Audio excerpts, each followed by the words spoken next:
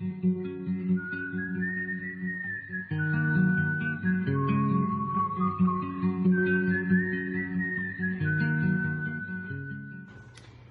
we're going to look at the entire Bible. Now, in these meetings the past several years, I've been meeting once a month, we've been trying to cover a whole book of the Bible in one meeting, and that's been a challenge. Sometimes it's taken 2 sessions in one night, and sometimes it's taken 2 sessions, 2 months in a row, so it's been like 4 sessions to get through one book. Now we're going to get through the whole Bible in one session. That's my plan. I don't know if I can say it's my promise. It's my plan that we will cover the whole Bible tonight.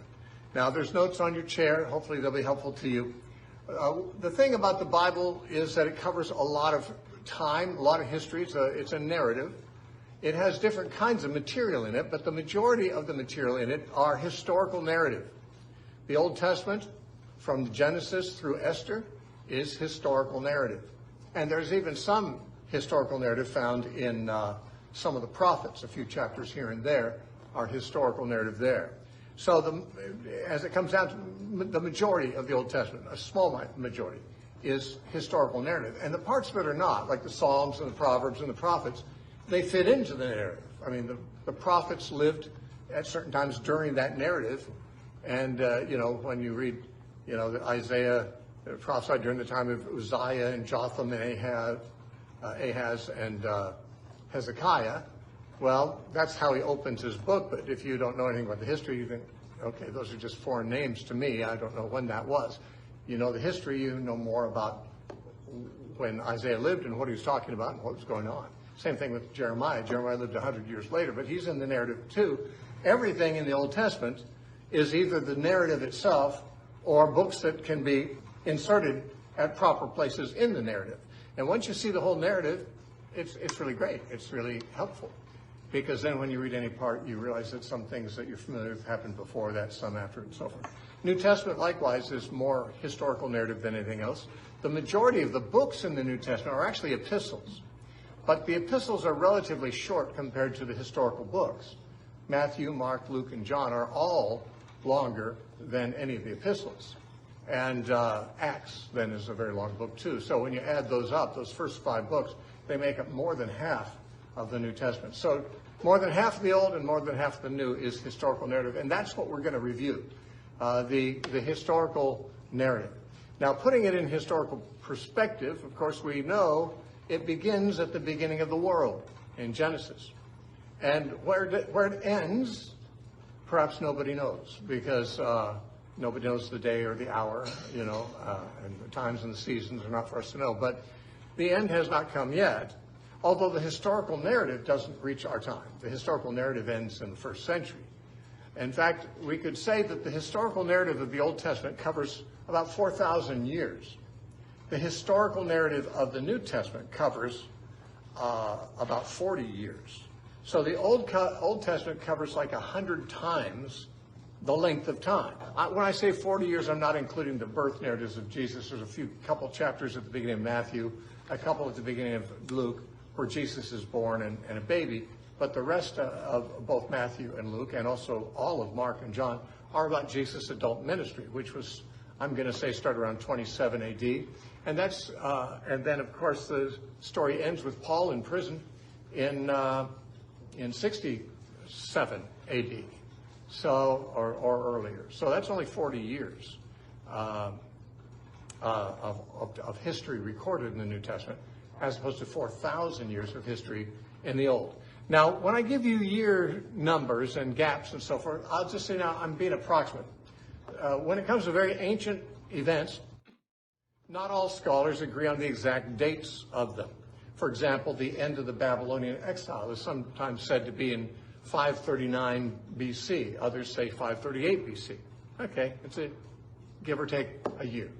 Now, I'm going to use numbers more often than not that are give or take a century, because there are different opinions about when some of these things started and when they ended.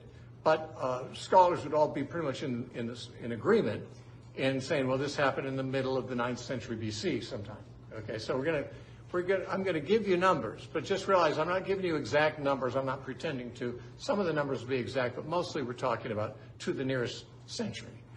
Less than a century, but when you're talking about periods of millennia, you still get reasonably close when you get the right century. Now, from the creation of the world to our day is a period of about 6,000 years, judging from the genealogies in Genesis 5 and in Genesis 11. Now, the genealogies in Genesis 5 start with, Adam, his first, when he's 130 years old, had Seth, and when Seth, and then after he had Seth, he lived another 800 years, and he died at 930 years. It does that with each generation. Seth gives that information about him, and the next there's 10 generations from Adam to Noah. And the numbers of years that each man lived from the time he was born till he had his first son is given in every case. Now, you can add up those years, and assuming there are no gaps in the genealogy, and I will say this, we can't always assume that there are no gaps, but if we go by only the numbers that are recorded for us, then the earth, or man at least, was created about 4004 BC. Now, Jesus was born about 4 BC. Now, if you say, well, I thought Jesus would be born around 0 BC, doesn't BC mean before Christ? Well, it does, but the first reckoning of when Jesus was born, which was done several centuries after his death, some scholars worked out when they think he was born, they miscalculated his date of birth. And so the division between BC and AD was off by a few years. And the reason for that, the reason we know that, is because Herod the Great died in the year that traditionally is called 4 BC. And yet Jesus was born before Herod died. Herod is the one who sent the armies to kill all the babies in Bethlehem to try to kill Jesus, who had been born. And the wise men came to Herod and asked where he's born. So Herod was still alive when Jesus was born, and Herod died in 4 BC. Some people would say Jesus was born maybe as early as 6 BC. We don't know. But we know that the traditional AD-BC division is not correct. Someone got it wrong hundreds of years ago in deciding. But the year that would traditionally be called 4 BC is the earliest year we know of that Jesus lived and was born. It could have been born a couple of years earlier. We don't know. That's why I'm saying we're being not exact in some cases. Likewise, Jesus' ministry probably began in 27 AD, the 15th year of Tiberius Caesar. Luke tells us it was the 15th year of Tiberius Caesar, so that's a good indicator. And so Jesus probably died at around 30 AD, maybe 31. Some people say 33. But again, we just don't know. We don't know the exact dates. So that's why I'm going to give you general dates. From the time of Adam's creation, about 4,000 or 4,004, as Bishop Usher said, years before Christ, till the time of Christ is clearly 4,000 years, approximately. Now, again, I will say this. This can be challenged on the basis that some people think that man was created a lot longer ago than that. I don't think there's any necessity of saying so, but there are people who don't trust the Bible as much as I do, and who would trust other, secular records more, and they might say, well, the Egyptians have their histories going back, the Chinese have their king list going back further than that. So they'd say, the people were created a lot longer ago than 4,000 years before Christ. Frankly, I trust the Hebrew records written by the prophets more than I trust the pagan records written by Egyptians and Chinese. That's just me. You got to pick who you're going to trust. And so I'm going to go with the dates that we can calculate from Scripture. If you say, well, I don't think those are accurate, I'm not going to fight you for that. I'm just going to say I'm working with the material we actually have. Now, I will say this. It could be longer ago than 4000 BC because it could be argued that the genealogies are not complete, that there are generations that are left out, that just the high points of a genealogy are given, and not the, and that when it says so-and-so in such a year, he begat so-and-so. The word begat means became the father of, or possibly, as the Bible uses the word father as an ancestor. In this year, the man became the ancestor of this man. Well, that means that the second man, looks to the previous man as his ancestor, but maybe not his direct father. And therefore, there might be any number of generations we don't know about. And in favor of seeing it that way, we know that Matthew gives a genealogy of Jesus in Matthew chapter 1, verse 1 through 16. And he divides Jesus' genealogy from Abraham to Jesus into 3 sets of 14 generations. But that's because the number 14 had symbolic value to the Jews. Matthew was not trying to give a total number, because anyone can see by reading it that to make 3 groups of 14, David has to belong to the second group and the third group. David has to be the last of the first group, or the last of the second group of 14, and he's also the first one in the third group of 14. So Matthew's not being mathematical. He's being using more symbolic numerology. And we know there's at least 4 kings who reigned sequentially in the Old Testament, who are mentioned in the books of Kings and Chronicles, that Matthew just leaves out. He jumps from one of them to another king who's his great-great-great-grandson. So we know that it's not unheard of for Jewish genealogies to leave out generations. And that's their business. And we Westerners are more mathematical, we're more technical, we're more engineering oriented. We want the right numbers, we want the total numbers, we want to know the actual figures. Ancient people, they were less interested in that. They wanted to point the family line out, and whether you leave a few generations out or not, it's still the same line.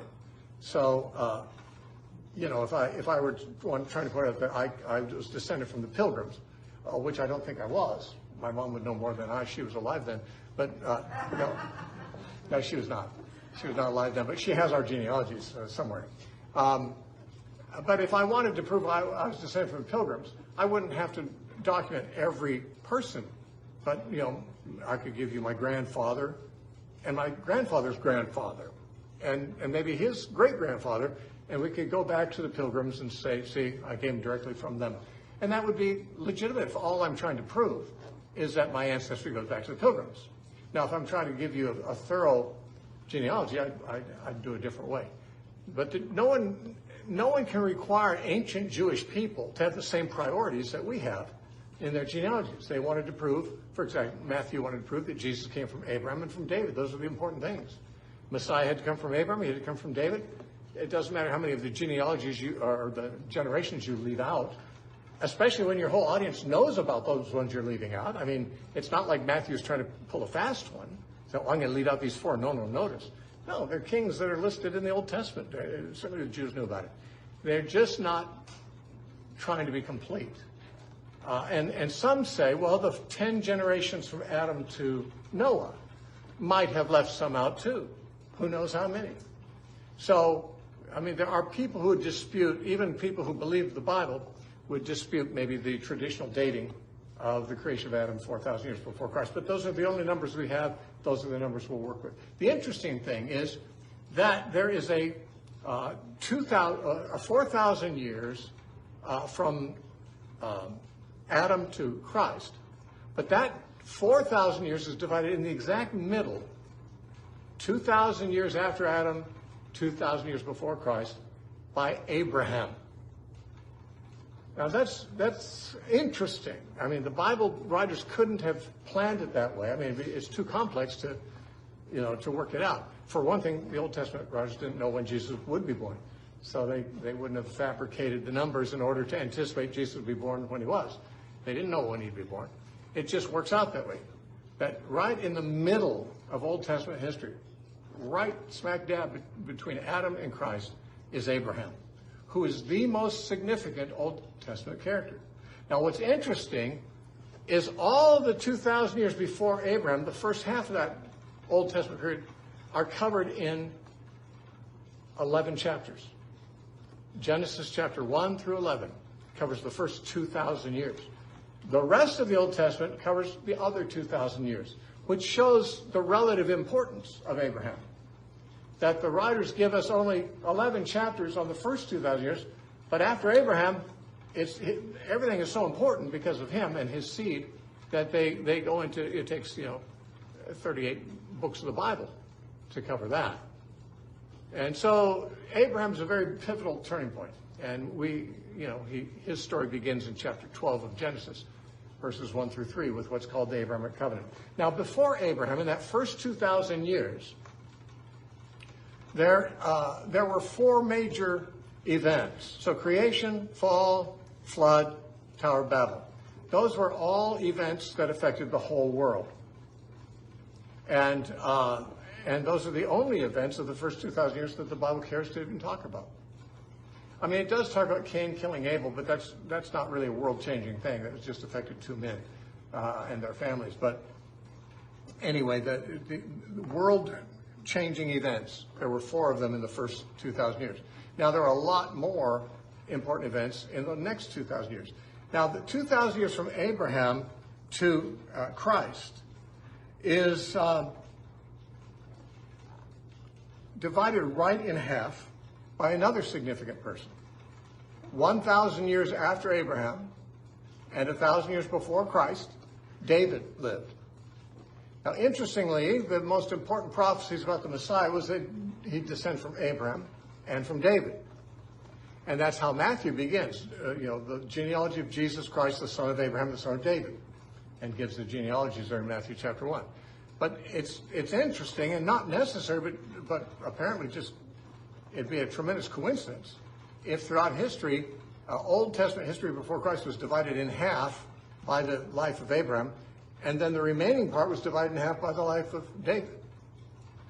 So this is how the Old Testament is divided. And now we're going to talk about the story, but I just want you to see kind of the general relative timelines. Now, of course, since the time of Jesus, it's been 2,000 years now. Which means there was 2,000 years from Adam to Abraham. There's 2,000 years from Abraham to Christ, and 2,000 years from Christ till now. Total of 6,000 years.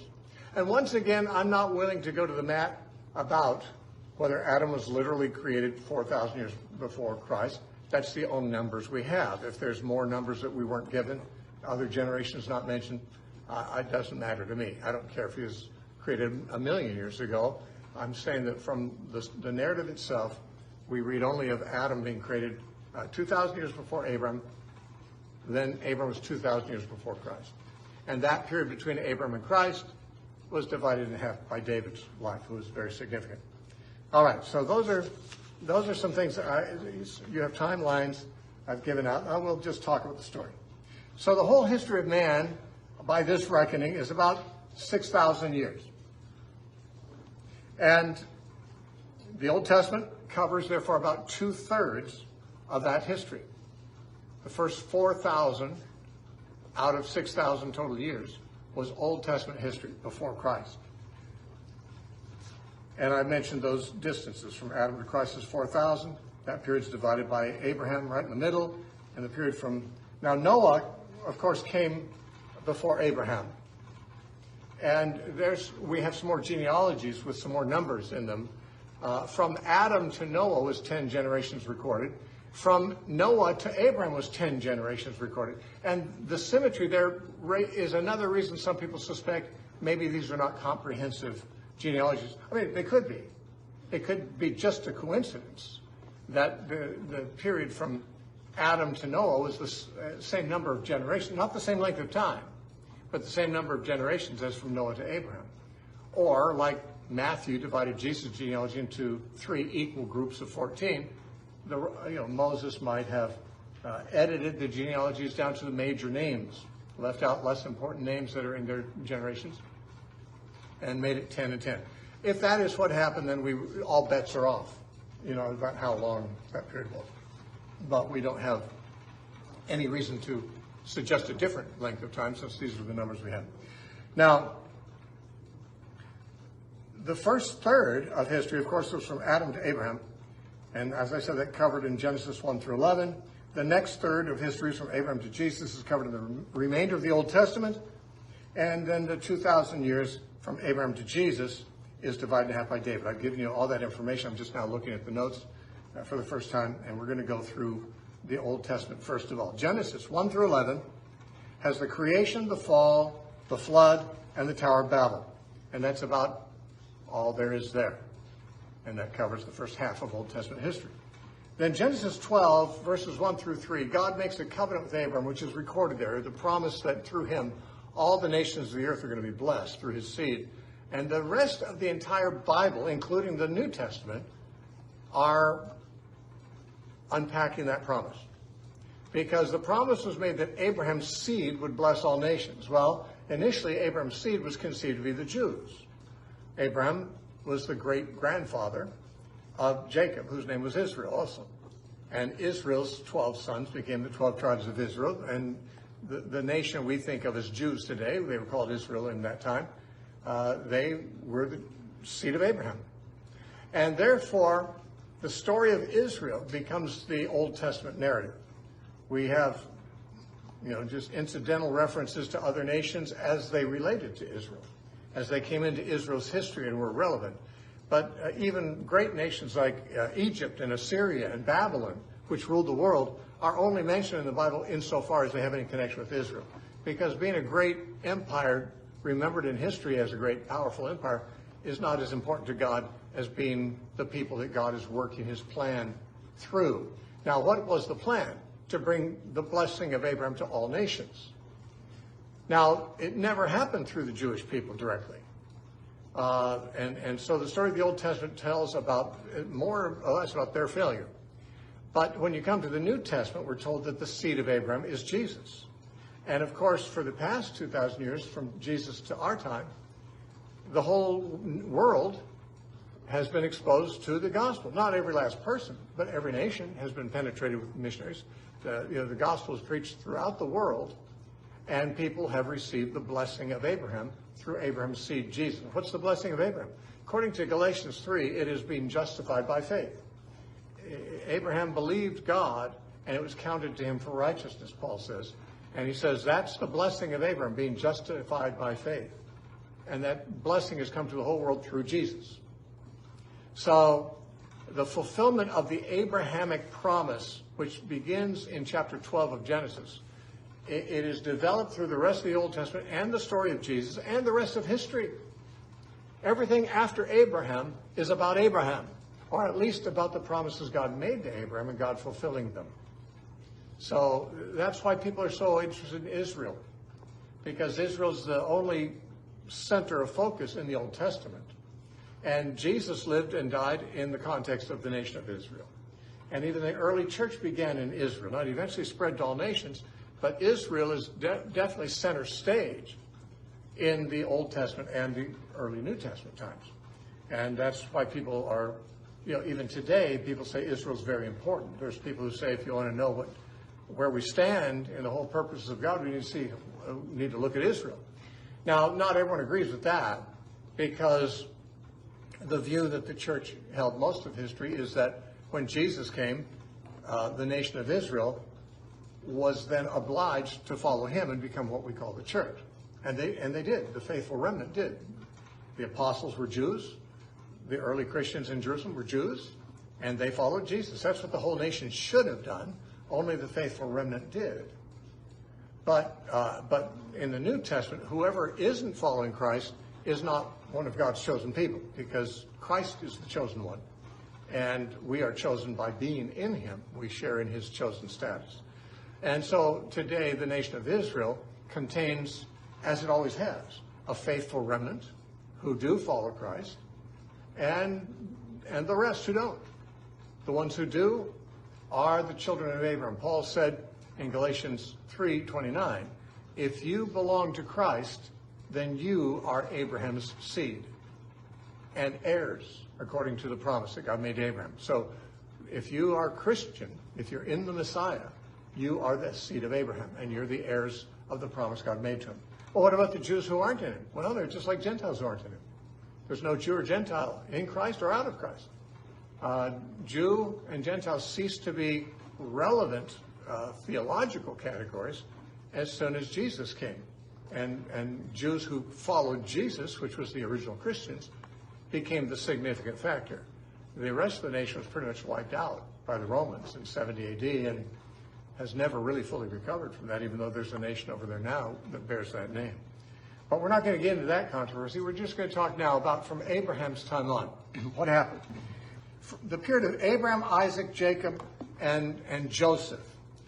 Of course, Abraham's chosen son was Isaac. His chosen son was Jacob. And in this case, in choosing Isaac, Ishmael, also a son of Abraham, was not chosen. And 6 other sons of Abraham that we know very little about, whom he had by another woman named Keturah. Altogether, Abraham had 8 sons. But the only one that was the chosen seed was Isaac.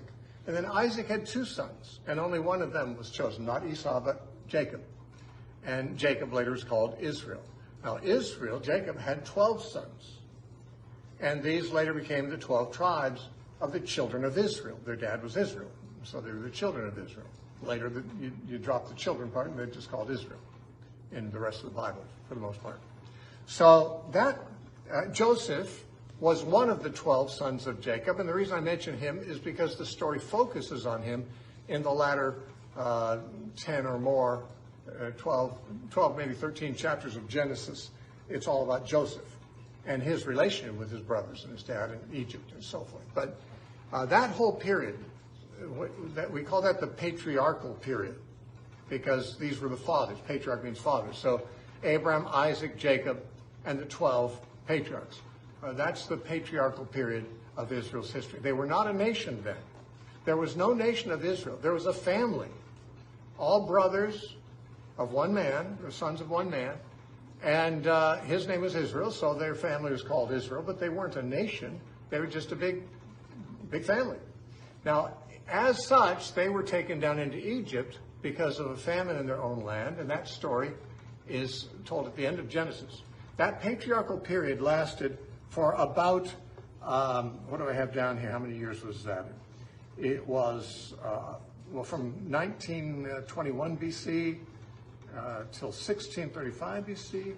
So that's about 300 some odd years, 325 years. That was the patriarchal period of those 4 men. And by the way, just as the first 11 chapters of Genesis have 4 main events, the remainder of Genesis has 4 main men. From chapter 12 through 50 in Genesis, you've got Abraham, Isaac, Jacob, and then primarily Joseph. Now, when you come to Exodus, things have changed. The 12 sons of Jacob, but Jacob is dead, Joseph's dead. The first generation that went down to Egypt are dead, but their descendants have grown into a very large ethnic group. They're still not a nation. They're not a political entity. They're just a family. But they became so large and so quickly growing that the Pharaoh was terrified that they might outnumber him and do something harmful to his people. So he put them in chains. He put them under bondage. And they remained in bondage for some hundreds of years. Some people would say it was 430 years. That number is given in the Bible. But when you look at it, it may include some of the period before they were actually in Egypt. I won't get into that controversy now. There's a case that can be made that the time they were actually in bondage in Egypt was only half that period, 215 years. But still, it's a long time. It's several generations. And it's hard. It was hard bondage. And so the book of Exodus through Deuteronomy are the story of Moses. And Genesis, with these other 4 books, make up what we call the Pentateuch, what the Jews call the Torah. It's the law. Genesis through Deuteronomy, the first 5 books, Moses wrote them, and the Jews call them the Torah. Christians usually call them the Pentateuch, which means 5 books. Now, of those, only Genesis covers history before Moses' time. Exodus through Deuteronomy covers the life of Moses. He's born early in Exodus. He dies at the end of Deuteronomy. And Moses' career was that he was, of course, born to the slave community of Hebrews in Egypt at the time when the Pharaoh was persecuting them and frightened of them. And Moses was spared by being hidden by his mother and found by the Pharaoh's daughter, who took an interest in him and decided to raise him. So he was raised as royalty in Egypt. But he was aware somehow of his Hebrew connections. Well, this is probably because although the daughter of Pharaoh found him as a baby and wanted to adopt him, she needed someone to wet nurse him. So it turned out that Moses' mother was hired by Pharaoh's daughter to nurse and to wean the child. So in those years that he was being weaned, probably his mother said, "Hey, you're one of us. Don't forget us." She knew he was going to grow up in the palace. She probably, wheels for turning, thought, "Well, my son's going to be royalty here. He's going to be in a position to help us out here. We're slaves." And so she probably planted those things in his head when he was very little. And even since she weaned him, she may have been allowed to visit him throughout his childhood too. So she may have had influence on him. But somehow we know when he came to age, at age 40, he knew he was a Hebrew. He went down to visit the Hebrews. He saw an injustice done to the Hebrews by an Egyptian. He killed the Egyptian and thought nobody had seen it. But the next day he was down visiting, and two Hebrews were fighting each other. One was clearly in the wrong, and Moses rebuked him and said, "Why are you doing this to your brother?" He said, "What are you going to do, kill me like you killed the Egyptian yesterday?" And Moses said, "Whoa, no. Somebody knows about this." And certainly a lot of people did. The Bible says even Pharaoh heard about it, and he sought to kill Moses. So at age 40, Moses had to flee from Egypt and live in the desert. He found some girls gathering water at the well for their sheep, and he married one of them. They were the daughters of the priest of Midian, who goes by several names in the Bible. Sometimes he's called Jethro, sometimes he's called Raguel, sometimes he's called Ruel in different passages, but he was Moses' father-in-law. A burning bush. God spoke to him from the bush, said, "I'm going to send you to confront Pharaoh. You're going to let the people go." And so he went and confronted Pharaoh. God did miracles, many miracles, to punish Pharaoh and to convince Pharaoh. Finally, Pharaoh let them go, and Moses led them through the parted Red Sea, and the Egyptians were killed in the sea when they tried to pursue. This then began the next 40 years of Moses' life. His life divides into equal periods of 40. 40 before he ran from Egypt, 40 when he went back to Egypt, and 40 more when he died. So 120 years is the story of Moses from Exodus to Deuteronomy. He led the people. He was leading them to the promised land, which was the land that Abraham and his sons had lived in before they went down to Egypt. And God had promised it to Abraham and his offspring. So they went back. But they didn't get in because they sent some spies ahead who were a little terrified by the inhabitants of the land. So they came back and said, "We can't conquer this land." And God said, "Yes, you can." And they said, "No, we can't." So God said, "Okay, then you can't. I'm going to let you wander around in the desert for 40 years until you're all dead. And then your children will go in." And so Moses led them for that 40 years through the wilderness until that whole generation died. The book of Exodus is where God gave them the law at Mount Sinai. The book of Leviticus is mainly about ritual laws of sacrifice and other rituals of the tabernacle. Numbers talks about their traveling through the wilderness and some of the events that happened to them there. And Deuteronomy is at the end of that period, just before they're ready to go. Moses is about to die in Deuteronomy, and they're about to go into the promised land. And so he repeats the law to them a second time. Deuteronomy means in Greek a second law. It's really just a second repetition of the law to the generation that had come up during those 40 years. Their ancestors, their parents were all dead now. And so the law was given a second time to the second generation. Now, when Moses died, Joshua had been chosen to succeed him. And the book of Joshua, which is the next book, talks about him taking the children of Israel and conquering the land. At the end of that book, we're told, in Joshua 21 anyway, it says that God gave them all the land that he promised. They conquered it, and they dwelt in it, and they possessed it, the Bible says. So God fulfilled his promise. He gave them the promised land. They had to fight wars for it, but they won, and they now had a land that was called Israel. Now, they were now a nation. They actually became a nation before they wandered those 40 years, because at Mount Sinai, just after they came out of Egypt, Moses took them to Mount Sinai. And God said to them, "If you obey my voice and keep my covenant, then you'll be a peculiar treasure unto me above all the nations, for all the earth is mine," says the Lord. "And you'll be a kingdom to me of priests and a holy nation." So they said, "We will." He said, "Okay, it's a done deal." So they were now a holy nation. They had only been an ethnic people, a family, a big bloated family at that time, millions of them, but they had not become an entity as they did at Mount Sinai. They became a nation for the first time, and they remained a nation for many hundreds of years. Now, for the first 300 and some odd years of their nationhood, after Joshua died, they had no king. And the reason for that is they were God's kingdom. God was their king. And instead of having an earthly king, they were supposed to be different than the nations in that they, unlike all other nations, didn't have an earthly king. And so they were to govern themselves according to God's law. 6 times in the book of Judges it says there was no king in Israel in those days. And I think 2 or 3 of the times it adds, and everyone did what was right in his own eyes, which means that everyone was self-governing. Now, if they were self-governing according to God's law, as they were supposed to be, things went well. If they violated God's law and they self-governed and went evil, God would discipline them. He'd send a foreign nation in to conquer them, to oppress them for a few decades usually.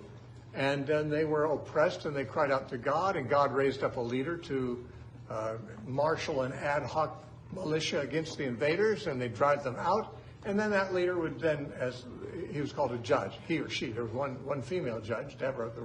The other 11 were men. But the judges were not kings. They simply administrated courtroom disputes from God's law. And they did so for the rest of their lives. And when they died, there was no one filled their role, because there was no hereditary offices like in a monarchy. God was their king all the time, and he raised up judges when he needed them. And when they died, they didn't need them anymore until the next time. So that's what the book of Judges is like. And at the end of the period of the Judges, by the way, the book of Ruth, which is next in our Bibles, took place during the period of the Judges.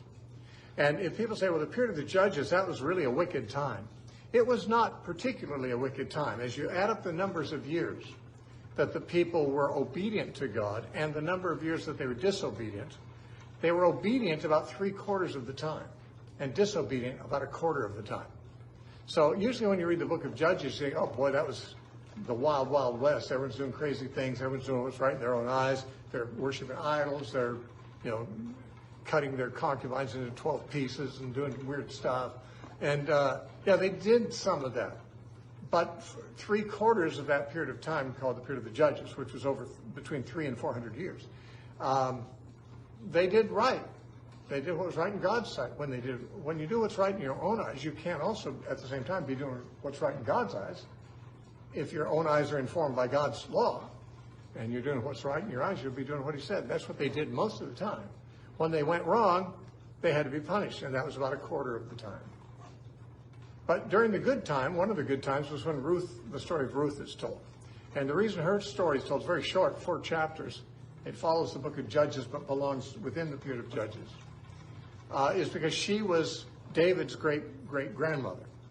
And so David was going to become very important soon.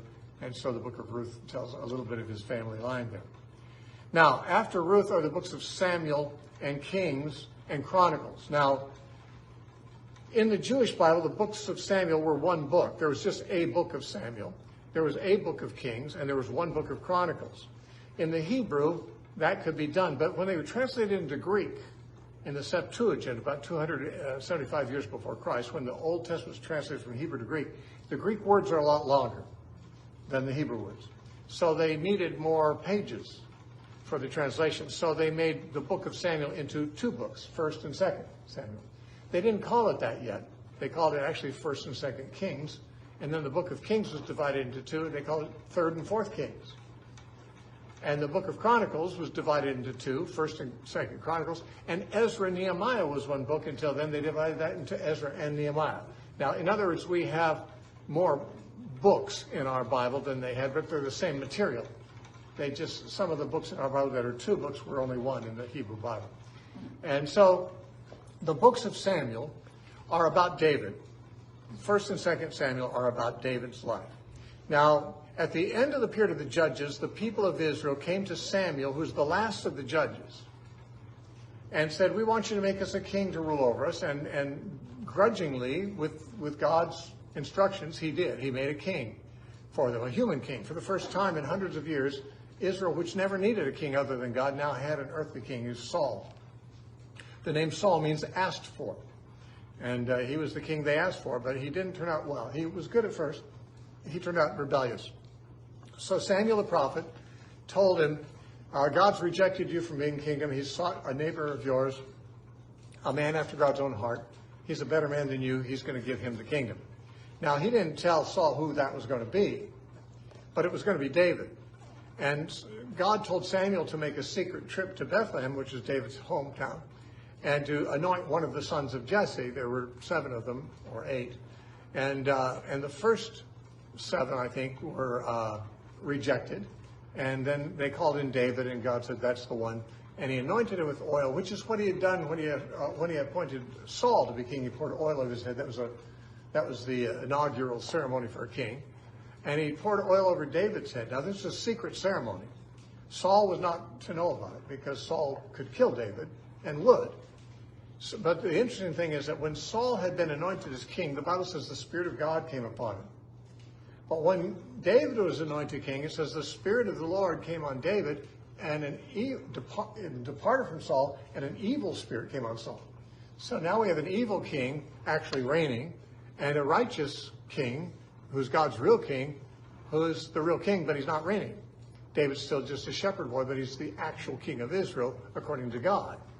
But David never pressed his privilege or sought to remove Saul. But eventually Saul became jealous of him, especially after David killed Goliath. And the people were saying, Saul has slain his thousands, but David has slain his tens of thousands. And Saul said, well, what can he have more than the kingdom? So he began to persecute David, and David fled for several years. We don't know the exact number, while Saul tried to kill him. David and his friends, he had 400 friends initially, and then 600 later. They hid in caves and ran in the desert, and Saul almost caught him several times, and they almost caught Saul a couple of times. Saul was actually at David's mercy once, unbeknownst to him. Saul was asleep, and David was standing with the spear, could have killed him, but wouldn't. Another time, Saul had gone into a cave to relieve himself, didn't know that David and his men were hiding in that cave, and so David could have killed him then too, but wouldn't. He was going to let God take care of it. And so David and his men fled from Saul for some years. Eventually Saul was killed in battle, not by David and his men, but by the Philistines. And when that happened, David's own tribe, Judah, asked him to come and be their king.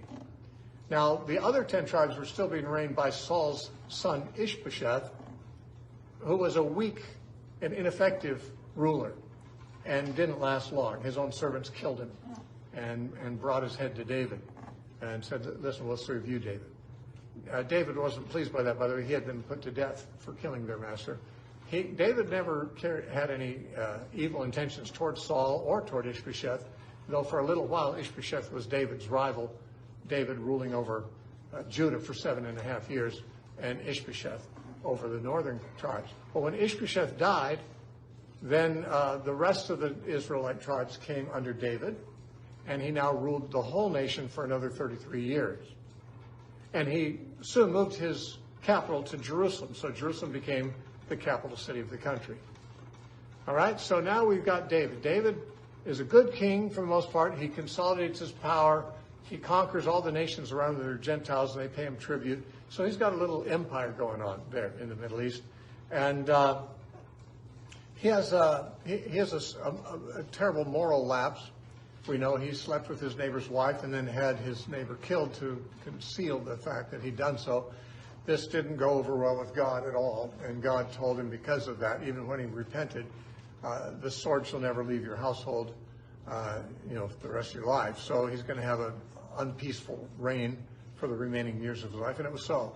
One of his sons raped one of his daughters, and then another son, Absalom, tried to kill that son, Amnon, did kill him. And then Absalom had to flee because he killed his brother. And then Absalom came back and tried to get the kingdom from David. And then Absalom got killed in battle by David's general Joab and so forth. So, David's sons were killing each other off. His daughters being raped by them. This is the latter end of David's reign, which was not very good. Even at the very end, he was appointing his son Solomon to be king. But another son of his, Adonijah, wanted to make himself king. And so there was a rival group of military stuff supporting Adonijah in one town, and so David quickly made Solomon publicly king, and so Solomon succeeded him. Now Solomon was promised wisdom by God, and he was renowned for his wisdom. He wrote over 3,000 proverbs, over 3,000 proverbs, and over 1,000 songs. We have about maybe a tenth of his proverbs in the book of Proverbs. We have one of his favorite songs is the Song of Solomon. We don't know what happened to the rest of them. And he wrote Ecclesiastes when he was old. Now Solomon went bad, and the Bible says he went bad in this. Now we're in Kings. We've gotten through Samuel. In 1 Kings, it says in chapter 11 that Saul married quite a few foreign women. And these women he accommodated by building shrines to their gods in Jerusalem, which was a big no-no.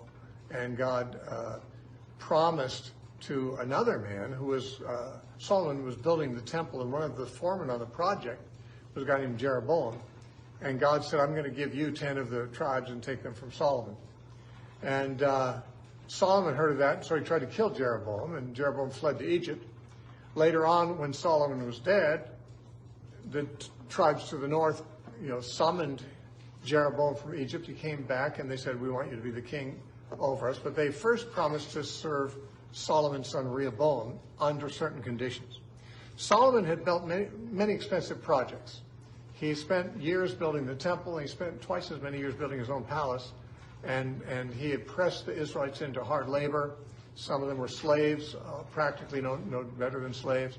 The nation was very wealthy when David left power and Solomon took it over, but it was now financially very depressed, economically depressed near the end of his reign. And the people, Rehoboam, his son, was approached by the people from the northern tribes. And they said, listen, your father oppressed us. We will serve you if you lighten that load. But if you don't lighten that load, we will rebel against you. And he said, give me a few days to think about this. And so Rehoboam went to the older counselors that were his father's generation and said, what shall I do? And they said, do what these people say, and they'll serve you all the days of your life. And Rehoboam thought, I'd like a second opinion. So he went to the younger counselors of his generation, and they said, oh no, you can't. These people, you don't want to give them the impression they can call the place. You're going to have to get tough with these people. You tell them, my father, reigned with. He struck you with whips. I'm going to strike you with scorpions. My little finger will be thicker than my father's loins, he said, which is just a way of saying I'm going to be a heavy-handed ruler. And so the people rebelled, and the 10 tribes to the north made their own kingdom under Jeroboam. And the southern kingdom was ruled by Solomon's son Rehoboam. Now, of course, Solomon and Rehoboam were descended from David.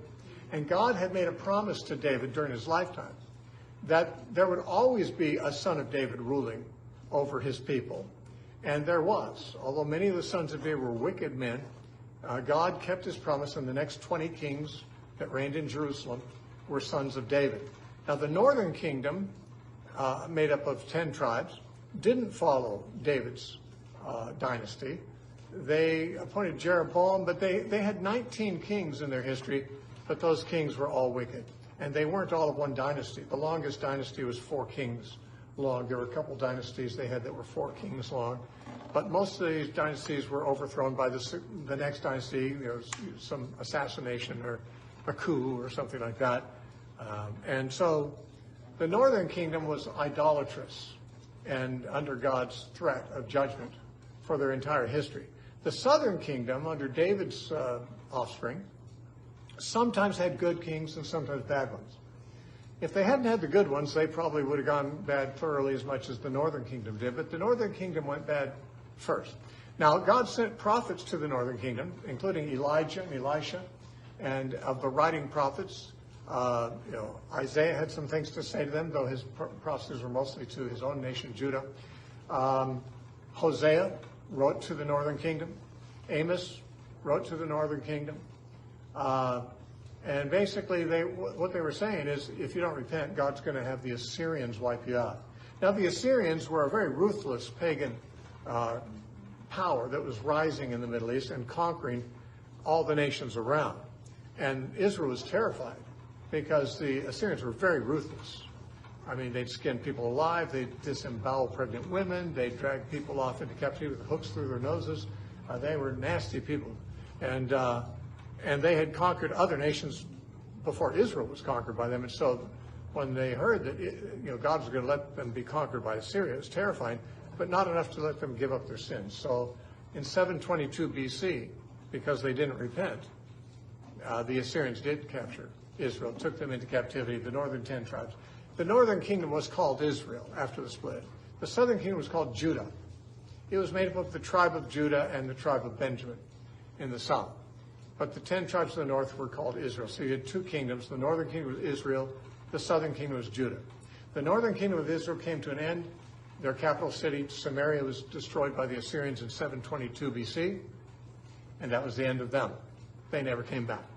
In fact, they were scattered throughout Assyrian lands and eventually mostly intermarried with Gentiles. So the distinctive Jewish line of the northern 10 tribes is pretty much removed. Now, there were some exceptions, because when Jeroboam had been the first king of the northern kingdom, there were some Israelites in those 10 tribes that wanted to go to Jerusalem, which was the capital of the southern kingdom.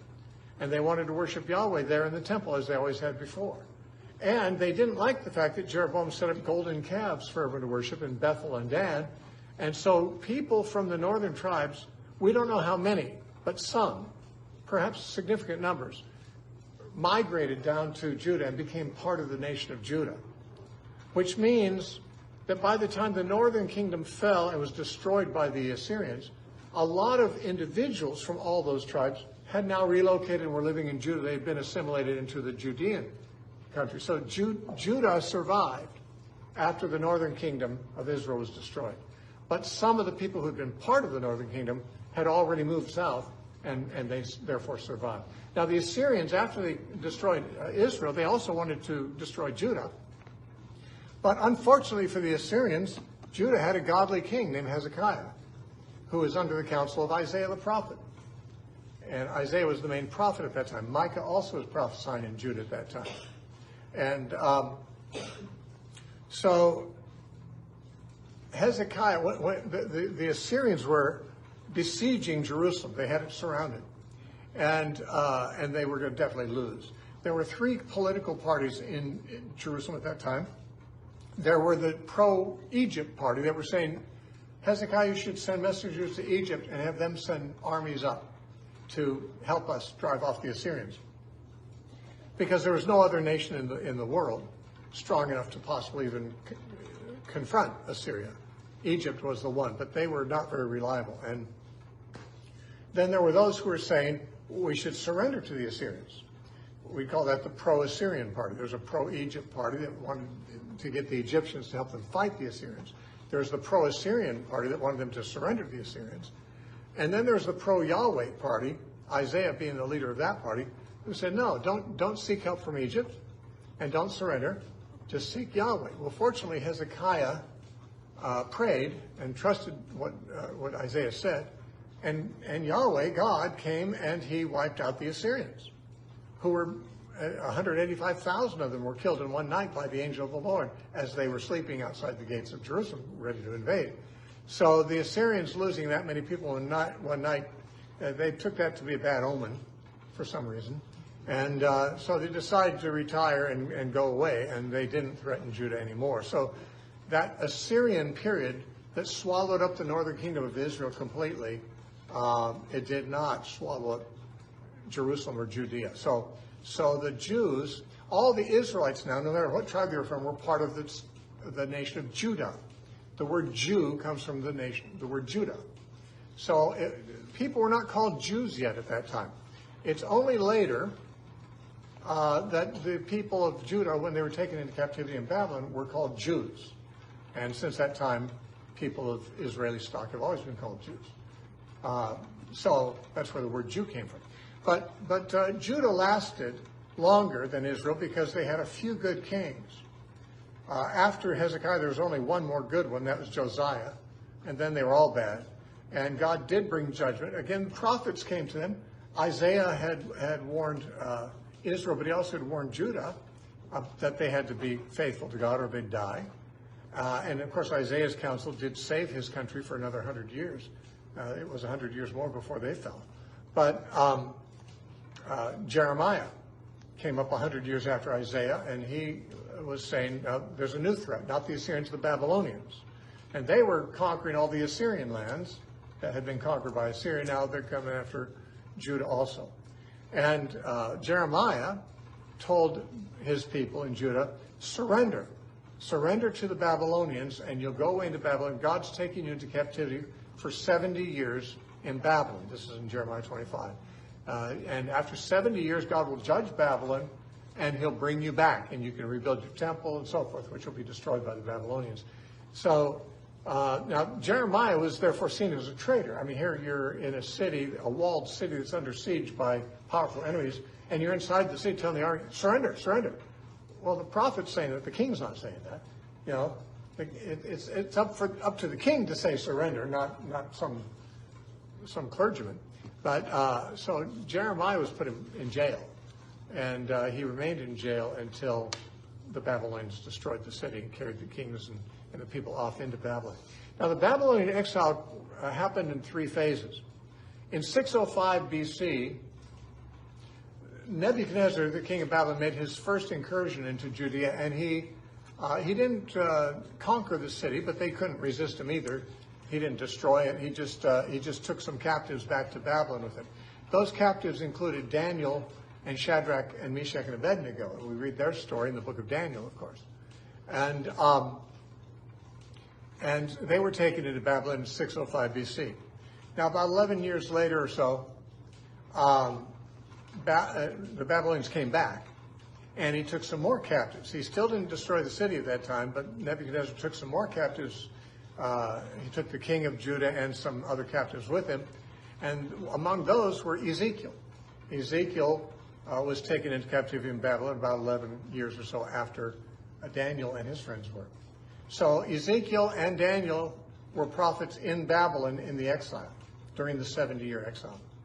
Now, later, after the last king of Judah had been deposed by Babylon, he'd been replaced by a governor named Gedaliah, whom Nebuchadnezzar set up to rule the remaining people who were in the city. And he rebelled against Nebuchadnezzar. So Nebuchadnezzar came down and wiped out the whole city and took everyone else into captivity. And destroyed the city, destroyed the temple, burned it down. That was the end of the Jewish state. It didn't exist anymore for 70 years approximately. And so all the Jews had been taken into Babylon. They had a few prophets there. They had Daniel there, and he was elevated to actual political influence as well. He counseled some of the kings, the Babylonian kings, and even the Persian kings that conquered Babylon. And then there was Ezekiel, who was prophesying from the time he was taken into captivity that Jerusalem was going to fall to the Babylonians. That's what most of Ezekiel is about in the first half of his book. The second half, Jerusalem had fallen. So, I mean, his ministry is kind of cut about in half before the fall of the city to to Babylon and afterwards. Now, he was in Babylon the whole time himself, but there's still a city in Jerusalem operating until 586 BC. And then Jerusalem ceased to exist. The nation of Israel ceased to exist. They were all in captivity. Now, Isaiah and others had prophesied that there would be a man named Cyrus. Isaiah 44 and Isaiah 45 talked about this man. Started to even name him 100 years before he was born, 150 years before he was born, and said that Cyrus would release the captives from Babylon and would send them back home to build their temple again in Jerusalem. Now, he did that. Cyrus was the Persian king, and the Persian Empire conquered Babylon in 539 BC. And one of the first things that Cyrus, the Persian conqueror, did was he issued an edict that all people from other lands, including the Jews, who had been taken into captivity by the Babylonians, could go back to their original lands, including the Jews. So a man named Zerubbabel, who was descended from the royal line of David but was not a king, he was made governor. And there was a high priest named Joshua, and these two community leaders, the governor and the priest, led 50,000 of the captives back to Jerusalem. And that story is told in the first part of the book of Ezra. Now later, another leader of the Jewish community, a priest and a scribe, came from Babylon. He didn't go with the first group, but he came back to Jerusalem to help the people reestablish the religion after the temple had been rebuilt by Zerubbabel. And so the book of Ezra has the story of Zerubbabel's mission and of Ezra's mission. The book of Nehemiah, which was originally part of the same book as Ezra in the Jewish Bible, is about another man who later came from Babylon, a Jewish man. He had not been able to go with the others because he was a slave in the Persian king's palace. Artaxerxes at this time was the Persian king, and Nehemiah was the cupbearer. Now, a cupbearer was somebody who would taste the wine for the king before the king drank it to make sure it wasn't poison. One of the easiest ways to assassinate somebody in those days was to poison his wine, and kings knew that, so they had a servant who would taste the wine before giving it to him. And Nehemiah was the cupbearer to Artaxerxes. And so he was in that position, but he heard about the state of Jerusalem still being in ill repair, and he was sad about it. And Artaxerxes said, "What are you sad about?" I said, "Well, my people are in disarray. I'd like to go back if I could and help set things up there. Their walls are burned down, and they need their walls rebuilt." And so Artaxerxes very generously said, "How long will you be gone? I'll give you the materials, you can go back." And so Nehemiah went back and helped the people build the walls again, because while they had been gone in Babylon, the local, as they were called, Samaritans, local, we'd call them Arabs probably, had been in the area, and they resented the Jews coming back, and so they resisted the Jewish rebuilding of the temple and the walls. So eventually, in Nehemiah's time, the walls got completely rebuilt, and Israel and Jerusalem were restored. And so all the prophecies of the Old Testament that said that Israel would go into captivity and come back from captivity and be reestablished as a nation were then fulfilled. And no other predictions were ever made again afterwards. So when people tell you, what's happening in Israel today, it's fulfilling these prophecies. God said he's going to send them into all nations and bring them all the way back and build the nation again. Yeah, he did say that, and he fulfilled it 500 years before Christ. There were no other predictions of it. So there's no predictions about the end times about this. People who say that simply are ignoring the context of the prophets. These prophecies were made before the Babylonian exile or during the Babylonian exile, but they were not made after the nation had become reestablished again. So there are no additional prophecies about that after that time. Now, the last of the prophets, there were 3 prophets who spoke to the exiles when they came back, to the regathered people. 2 of them were Haggai and Zechariah, and they prophesied while the people were rebuilding the temple. The people were discouraged by the opposition they were getting from the locals, and the prophets were given words from the Lord that God is on your side. He's going to help you be successful, get to work. And they did, and they built the temple under the counsel of Zechariah and Haggai. The only other prophet God gave in Old Testament was Malachi. And he came also after Jerusalem had been rebuilt. And actually, he came at a time when the people in Jerusalem were becoming lackluster in their zeal for God. They were becoming kind of lukewarm, because they were bringing sacrifices to the temple, but they're bringing blind and lame animals. Now, you're supposed to bring a flawless animal. That's what the law said. You bring an animal that doesn't have a spot or a blemish on it, much less a broken leg or a missing eyeball, And so what they were doing is offering to God things that were worthless to them, because a lame or a blind lamb would die anyway. Oh, we'll just give God this one, And so basically they were still worshiping God, but they were compromising and basically not making any real sacrifices. They had no zeal for God. They also were divorcing their wives. Malachi had to address that. They were also complaining because although the nation of Israel had been reestablished, it wasn't as glorious as they thought it was going to be. And so they're saying, it really isn't it's not worthwhile to serve God, because, he hasn't really rewarded us as much as we thought he would. And it turns out they weren't paying their tithes. So the priests were going hungry, because the priests and the Levites lived off the tithes of the people. So Malachi came along and rebuked them for that. Said, you need to stop offering inferior animals. You need to stop holding back your tithes. You need to stop divorcing your wives. And that's the last Old Testament prophet, the last Old Testament book. Now, there was then 400 years before John the Baptist came, which means there's 400 years between the Old Testament's close in Malachi and the New Testament's open in Matthew. 400 years. We call that the intertestamental period. Now, although the Bible doesn't record any of the history of that period, it does mean nothing interesting happened. No prophets were speaking, so no inspired books were written. To write an inspired book, you have to be a prophet. And God didn't send any prophets after Malachi until John the Baptist came. So there's 400 years with no prophets from God, but not 400 years with no activity. Because 330-something years before Christ, the Persian Empire, which was the empire that had sent the Jews home from Babylon. When the Persians conquered the Babylonians, they let the Jews go back.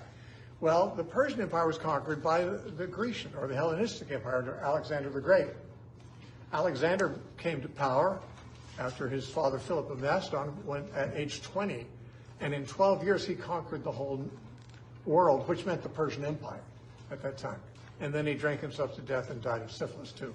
And when Alexander died, who was the huge military success, he had a few sons, but they were murdered by his generals because they didn't want him to have successors. They wanted, each of his 4 major generals wanted to control his empire.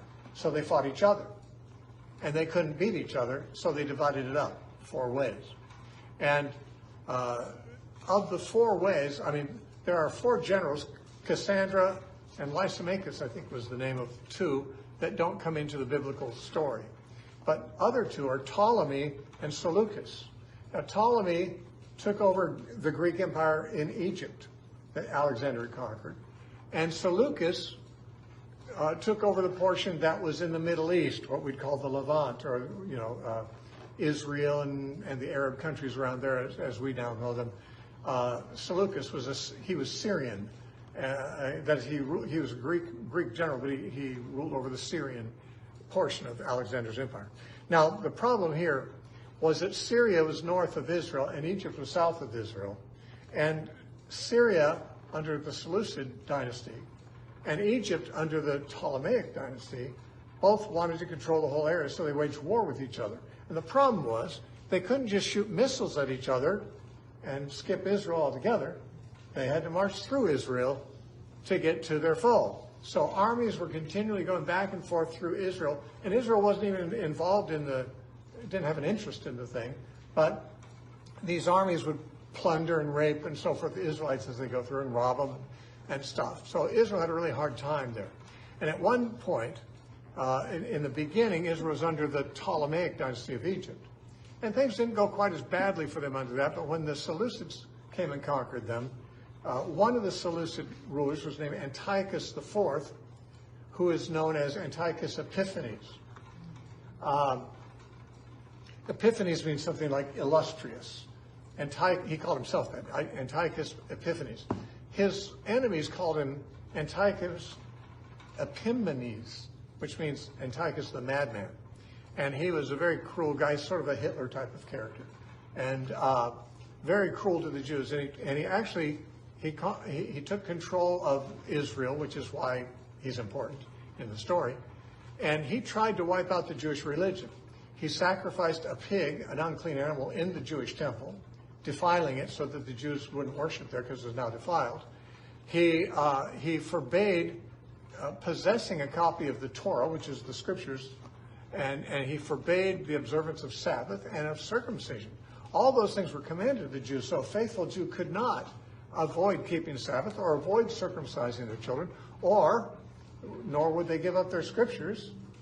And so there was a resistance group, a religious resistance group in Israel called it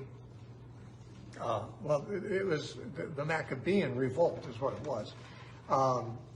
Maccabean comes from the name Maccabeus, which was the name of a man. But here's how this came about. There was the Hasidic Jews were unwilling to stop circumcising, stop keeping Sabbath. They resisted the Syrian oppressor, Antiochus, and they were slaughtered. They wouldn't even lift a weapon to defend themselves on the Sabbath because that's bearing a burden. So they were just slaughtered by the Syrians. And there was a faithful priest in a little town called Modian in Judea, or maybe it was in Galilee. I forget exactly where Modian was located, but his name was Mattathias. The priest was Mattathias. He had 4 or 5 sons. And a Syrian official set up an altar to a pagan god in that village in Modian and commanded the priest to offer a sacrifice to this pagan deity. He refused to do it. And before anything else could happen, another Jew stood up and offered to do it and said he'd do it. The priest killed that Jew for treason and then killed the Syrian official. And then he and his sons fled into the wilderness where they set up a guerrilla band of militants. And they had a lot of sympathizers who joined them, so they became sort of like Robin Hood's merry men in Sherwood Forest. And they would run raids against the Syrian troops that were occupying. Now, the temple had been defiled by this pig, and the Jews were not using it. And they would not use it till they could cleanse it. The revolt of Mattathias and his sons lasted for about 3 years. And Mattathias was killed. Most of his sons were killed. The leader of the group eventually was his son, Judas Maccabeus. Why he's called Judas Maccabeus, nobody knows. The word Maccabeus means the hammer. And there is a theory that it was because of his effective crushing of the enemy that he was called the hammer. There's actually one theory that it was the shape of his head that made them call him the hammer, which I don't know what shape his head would have to be for people to call him the hammer for that reason, but we could picture a hammerhead shark, but it probably not quite so pronounced as that. But his name was the Hammer. And the revolt came to be named after him. It's called the Maccabean Revolt. And eventually they defeated, by their guerrilla warfare, they defeated the disciplined troops of the Syrians and drove them out. And Antiochus Epiphanes couldn't control the area, so he gave them their liberty. And then they rededicated the temple. Every year, when most Christians are celebrating Christmas, the Jews are celebrating a feast called Hanukkah. And that's celebrating this victory. Hanukkah is the festival of lights. When the oppressors were driven out, and the Jews wanted to rededicate the temple, they needed the special oil that Aaron was to make, according to the law, to relight the lamps. They had the candelabra there. They had the lampstand with 7 lamps. And they didn't have enough oil. And it took a while to make it. I forget how long it took to make it. A week or something? I forget. It might have taken a week to make it. But anyway, they had a little bit. And according to the story, God allowed this little bit of oil to last till the new oil was made. Miraculously, it was like it burned 7 days instead of 1 day. And so that's why they have the candelabra, with the 7 branches where they light it at Hanukkah. That's still celebrated. That feast is called the Feast of Dedication in John chapter 10. We're told that Jesus was in Jerusalem for the Feast of Dedication. That's what we call Hanukkah today. So the institution of that feast is not mentioned in the Bible because it happened in the intertestamental period when there were no books of the Bible written. But there's an apocryphal book called First Maccabees that tells that story. And that's not an inspired book, but it's a book that tells that story pretty accurately. So anyway, then there arose certain camps. After the Maccabean victory, there was actually a dynasty of priests, Jewish priests, that took over as kings, and they were called the Hasmoneans. And there was more intrigues, assassinations, coups, and things like that, until the Romans came and conquered the region in 70 BC, or 63 BC, I think it was 70. But the Romans, when they took over, appointed Herod to be the king of the region, and he was still ruling when Jesus came. He was a wicked guy. He had another Hitler type of guy, too. He was very evil. He's the one who killed all the babies in Bethlehem under 2 years old, but that wasn't the only thing he did. He killed a lot of his own sons and one of his own wives because he thought they were plotting against him. So his killing of the babies in Bethlehem was very in character for him. He thought the king of the Jews was born. He didn't want there to be a rival king of the Jews. Herod was the king of the Jews. So that's why he wanted to wipe out Jesus. And he killed as many babies as he thought would get the job done. And he missed it. missed the baby he was looking for. But Herod did kill quite a few of his own family members because he thought they were plotting to take his throne. And when he was dying of a horrible, gross, sickly disease where his entrails were coming out and stuff like that, he knew nobody loved him, nobody would grieve his death. So he arrested 1,000 of the leading citizens of Jerusalem, put them in custody, and told his servants, the day I die, kill these people so there'll be mourning in Jerusalem on the day I die. But even his servants didn't love him, so they released him instead. When he died, they let these people go. Now, when Herod died, his sons kind of divided up much.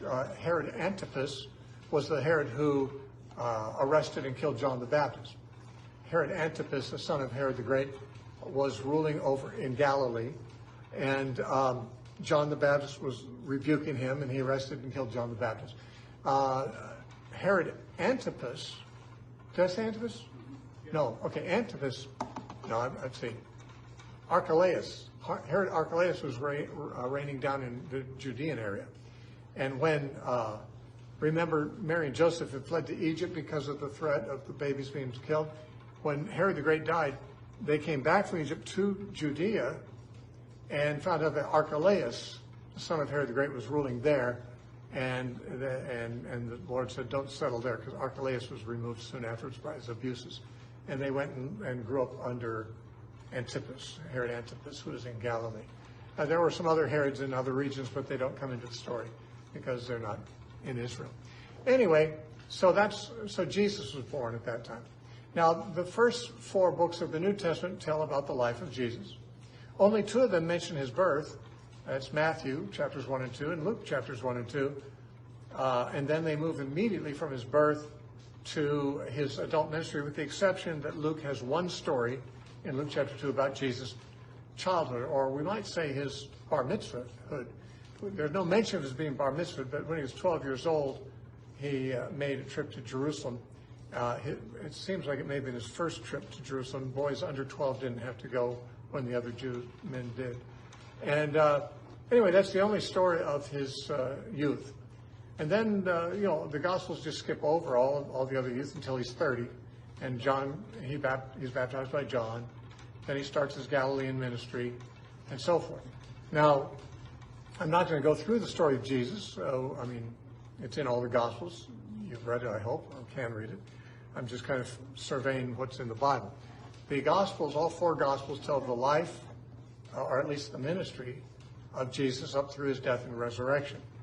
And they mostly don't mention his ascension. Mark does in the longer ending of Mark, but there's some people think the longer ending of Mark is to be disputed. But Acts was written also by Luke as a second volume to his gospel, and he tells us about the ascension of Christ, and then and the Great Commission given to the apostles and so forth. And so the book of Acts then tells about how the church continued after Jesus was gone. The day of Pentecost came 10 days after Jesus rose from the dead, and the apostles began to preach. Thousands in Jerusalem began to be converted. We don't know how large the church in Jerusalem became before Gentiles started joining too, but we know the first recognized Gentile convert was Cornelius. Peter visited his house under angelic direction, and the Holy Spirit fell on them.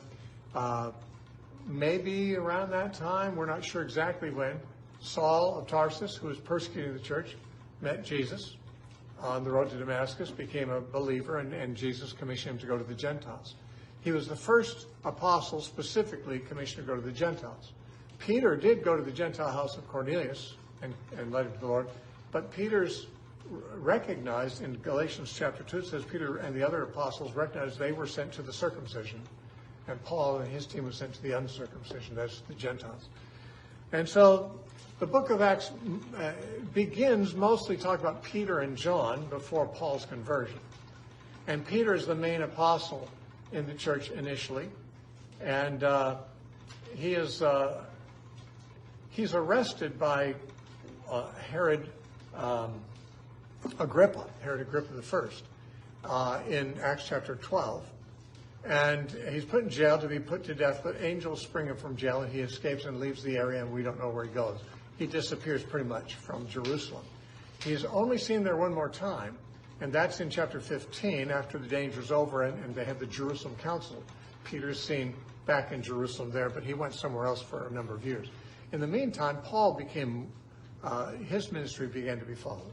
Now, some people, think Paul must be the greatest apostle because he's the one there's the most about.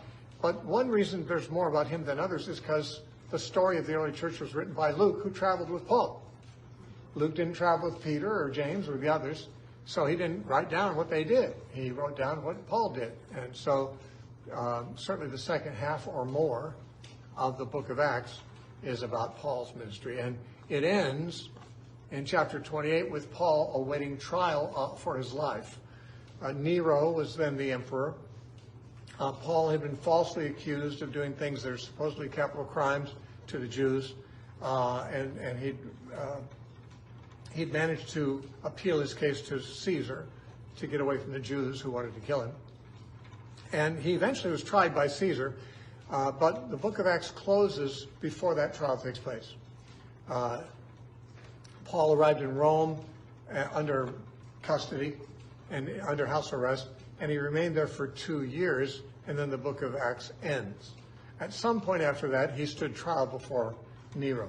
And there's some evidence in the epistles that he was acquitted the first time, especially 2 Timothy seems to say that he was acquitted the first time before Nero. He traveled some more in the Mediterranean world, left Titus in Crete, left Timothy in Ephesus, and did some things like that. We don't even read in the book of Acts of Paul ever going to Crete, but after Acts was closed, after the story was, the book was closed, he apparently was released, traveled some more. He was arrested again later, according to church tradition, and he was beheaded by Nero. So that was the end of Paul, and each of the apostles came to similar ends, with the one exception of John. All the apostles died as martyrs. But their martyrdom is not recorded, except for Peter's is predicted in John chapter 21. James's martyrdom, James the son of Zebedee, dies in chapter 12 of Acts, and Paul's martyrdom is not recorded, but he's on trial for his life when the book ends. But we have stories from the church fathers who knew the apostles, or who knew those who knew them, that all the apostles except John died as martyrs. John lived longer than the others. And near the end of his life, he, or sometime in his life, he had the visions on Patmos. That became the book of Revelation. Now, the other books between Acts and Revelation are just letters that Paul wrote to some of his churches. And the founding of these churches are mentioned in the book of Acts as you go through Paul's story. He made 3 major missionary journeys. On the first of these, he converted the Galatian Christians, and he wrote the book of Galatians to those churches in that region. His second missionary journey, he ventured into Greece, and he founded the Philippian and the Thessalonian churches and the Corinthian churches, and he wrote letters to them also later when he'd left them. He spent some time in Ephesus, 3 years, and it would appear that later when he was in prison, he wrote letters to the Ephesians and the Colossians and to Philemon, who was also a Colossian man, an individual, and the Philippians. So he wrote letters from prison. We call those his prison epistles. Now, at the last epistles Paul wrote are the ones we call the pastoral epistles. When he was very old, he was apparently at liberty when he wrote 1 Timothy and Titus, though in 2 Timothy he was writing from prison. And it's not his first imprisonment in Rome, it's his second one. So he apparently didn't survive that one. That's the one where Nero put him to death afterwards. So now, when Paul writes 2 Timothy, he mentions, my time is up. I've run the good race. Henceforth is waiting for me a crown of glory. I'm poured out like a sacrifice to God. I'm ready to go. And so 2 Timothy was the last epistle he wrote. Now, Paul probably didn't write Hebrews, though some have attributed it to him. Hebrews is anonymous, and we don't know who wrote it. Many theories exist. No sense in us talking about them now because we can't prove any of them. Even the early church fathers said nobody knows who wrote it for sure. There's some credible theories. Some think that Barnabas wrote it. Some think that Luke wrote it. Some think that Paul wrote it in Hebrew and Luke translated it into Greek. Some believe that Aquila, or Priscilla, I should say Priscilla wrote it. There's no good case for it. Luther thought that Apollos wrote it. Now, but Origen, a church father in the 3rd century, said, when it comes down to Hebrews, nobody but God knows who wrote Hebrews. But whoever it was traveling with Timothy, which means they were part of Paul's company at some point, because Timothy traveled with Paul incessantly. And in the end of Hebrews, the writer says, know that our brother Timothy is at liberty, with whom I will visit you if he comes. So we know that it was someone from the apostolic circles, and that's why the book of Hebrews came to be included in the canon. The books of Peter, we don't know when Peter wrote them. Many people think Paul was dead by the time Peter wrote them, though Peter was killed shortly afterwards. The reason is that Peter's writing his first epistle to some of Paul's churches. It's not clear why Peter would write to Paul's churches unless Paul was no longer able to do so. There's 3 epistles of John. They could be the latest books written in the New Testament. We don't know. The book of John may compete for that position. But they are written to undesignated areas. John does not identify what area he wrote 1 John to. 2 John is addressed to someone called the elect lady, who is not identified. Some think that's a church. Some think it's an actual woman. And then 3 John is written to a guy named Gaius in a church we don't know where he was. Jude, then, is the last of the epistles in our collection. And Jude was a brother of Jesus, just like James was. James wrote to Jewish Christians. We don't know who Jude's audience was, but he lifted heavily from 2 Peter. And Jude looks like it's a sermon written by one of Jesus' brothers, Jude, that used 2 Peter as a text. He also quoted from some apocryphal books like Enoch and the Assumption of Moses and stuff. So that's how the whole New Testament came. Now, some people think the book of Revelation was the last book written. There's no reason to believe it. It appears last in our Bible simply because it's a unique book. It doesn't fit the other categories. It's not one of the Gospels. It's not a history like Acts. It's not an epistle like Paul. So it's an apocalyptic prophecy. It's the only New Testament book of that type. So it's positioned last just because there's no other category to insert it into in the New Testament. But it's not necessarily the last book written. I think John wrote it probably before he wrote the Gospel of John and before he wrote the epistles of John. I talked about that previous months when we talked about those books. So that's the story of the whole Bible.